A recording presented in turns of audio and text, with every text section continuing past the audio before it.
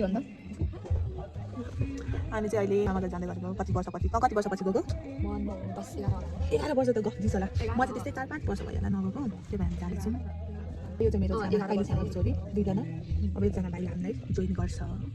अर्को मान्छेले हामीलाई जोइन गरिसकेको छ हेलो गाइज व्हाट्स अप अनि त्यसपछि लाइक शेयर एन्ड सब्स्क्राइब हामी भिडियो नहाली पनि गर्दिनु होला यस Good night guys. This is my vlog sis. You will be up on my vlog. यसको अन्नाले गर्छ नि अनि बेला फोटो खिच्दाखेरि हामी सुतेको के भन्नु अघि नै आइपुगेको हो हाम्रो मामा गर्दा तर यस्तो गफ गर्यो गाडी पनि एकछिन लाग्छ मैले भिडियो गर्ने पाइनँ मतलब म भिडियो गर्ने त्यस्तो इन्भाइरोमेन्ट हैन अनि भोलि चाहिँ म गर्छ हामी आगो तापेको यहाँले टिप्ने कोसिस जारी छ खै कहाँ पुग्यो कुन पो टिप्ने भनेको यो हैन यो टिप्ने भनेको डोको थाप्नु मे कस्तो डोको थाप्नु दिदी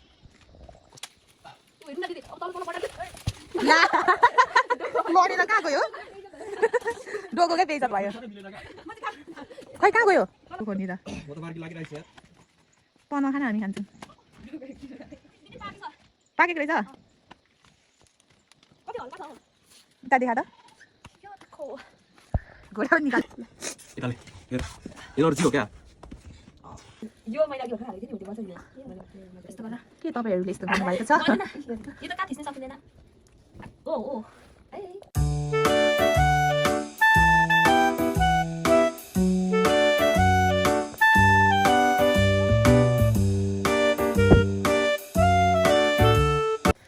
बोय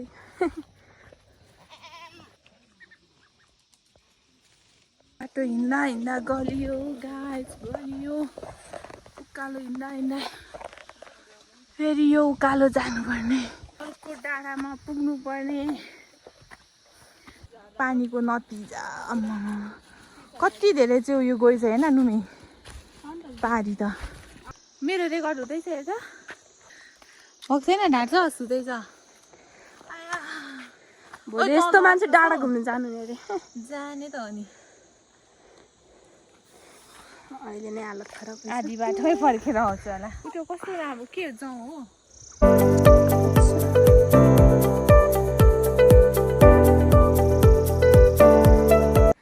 दिदी चाहिँ अब उता जाँदै हुनुहुन्छ कत्रो हैन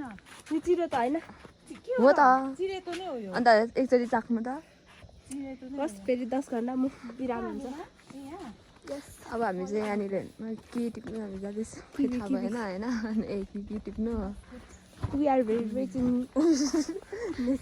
हामी किवी टिप्दैछौँ किवी फर्ममा किवी टिप्दैछौँ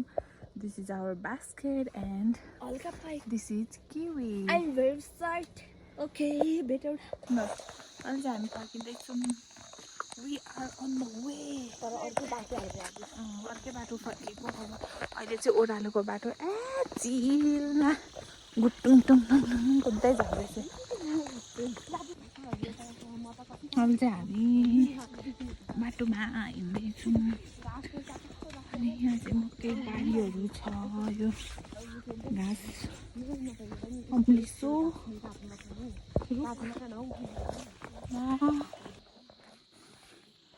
एउटा भैँसी अर्को भैँसीसँग जुत्दै छ यसरी ढले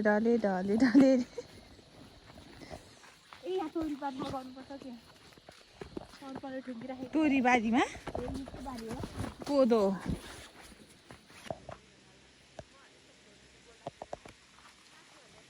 गाइज अब हामी चाहिँ हाइकिङ जाँदै गऱ्यौँ हामी बिहानै 5 बजी उठेको थियौँ 5 बजी चाहिँ मैले भिडियो बनाएन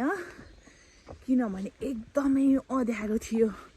त्यसैले अहिले चाहिँ हामी जाँदैछौँ यहाँ यस्तो चिसो छ खै नुमे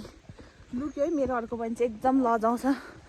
उसको फेस यहाँ रिभिल भयो भने म फेमस हुन्छु भन्ने उसलाई टेन्सन छ 2 मिनेटमा औकातमा आइसक्यौँ हामी स्यास्या र फ्याफ्या भइसक्यो यो उकालो बाटो पर अहिले छुट्टिएर आउँछ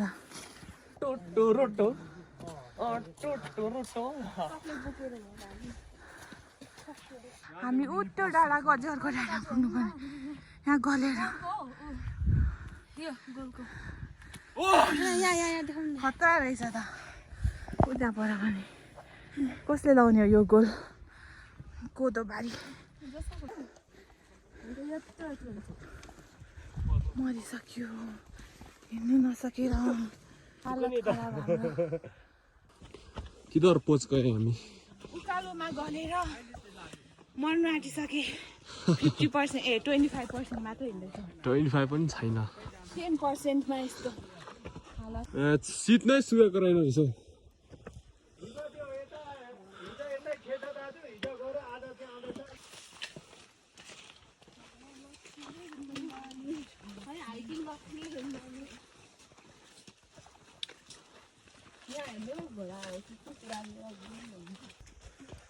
यो सम्भव किधर चली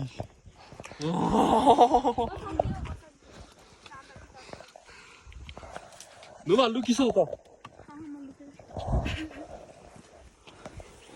डाङ्गो भयो सिधा हौ ब्लग बतायो त सिधा बना न तुम मेरो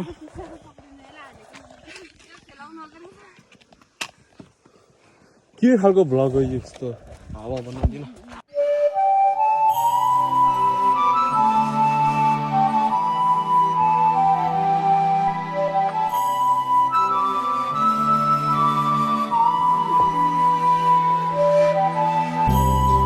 बिहान क्यामेरामा हुने केटी चाहिँ हिँड्नै सक्दैन है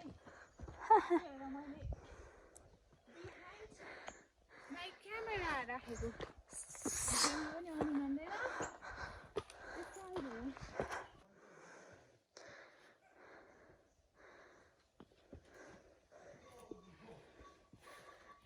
हावा छिट्दो रहेछ नि जान्न छिटो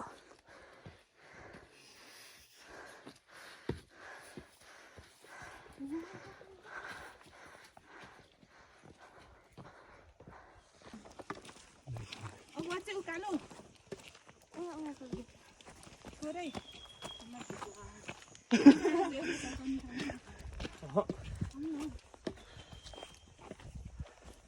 खुट्टा राख्ने ठाउँ चाहिँ दामी दामी हावा चलिरहेको छ हामी चाहिँ हाम्रो डेस्टिनेसनमा पुगिसक्यौँ फर्स्ट डेस्टिनेसन है मरिलो आइपुगेको उकालोमा यस्तो हावा चलिरहेछ अनि यहाँदेखि चाहिँ यस्तो दामी भ्यू देखिन्छ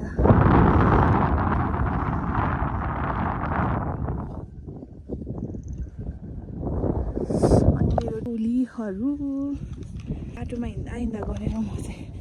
भिडियो नै खिच्दिनँ होला त्यसैले हात मेरो चुट्यो मैले राखेँ हाम्रो डन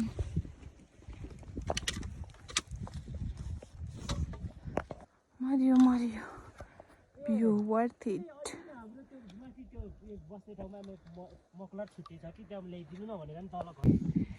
कस्तो उडिरहेको छ हावा पनि त्यस्तै डेन्जर चलेको छ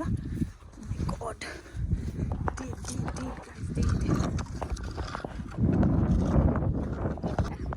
पनि हुँदैन यार फेरि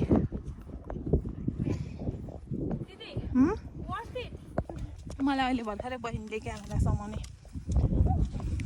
सिकाएको छ यस्तो खै कस्तो छ दामी बब्बाल भ्यू वर्थ इट दिदी कत्रो ठुलो बोट गुराँसको नि गुराँसै फुल्यो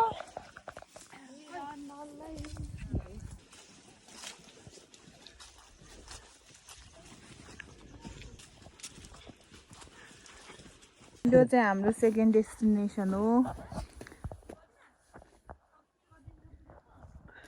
खै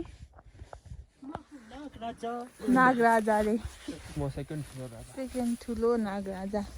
दिस इज आवर वे अनि त्यहाँ गलेर बसिरहेको छ हालत खराब बेहालत अठी झन्डै मरियो यहाँ आइपुग्दा यस्तो चिसो यस्तो जाडो मरियो हिँड्दा अब यहाँ एकछिन रेस्ट गर्ने हो हामी यहाँ ल्या उयो त यस्तो भएछ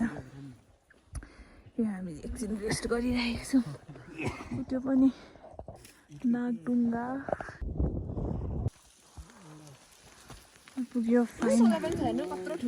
डेस्टिनेसन त भन्नु मिल्दैन अनि त्यो बाटो चाहिँ पाटेनागी गइन्छ यही बाटो आएको अहिले चाहिँ यहाँ असिना पर्दैछ असिनाको पानी यो टर्न हामीसँगै आएको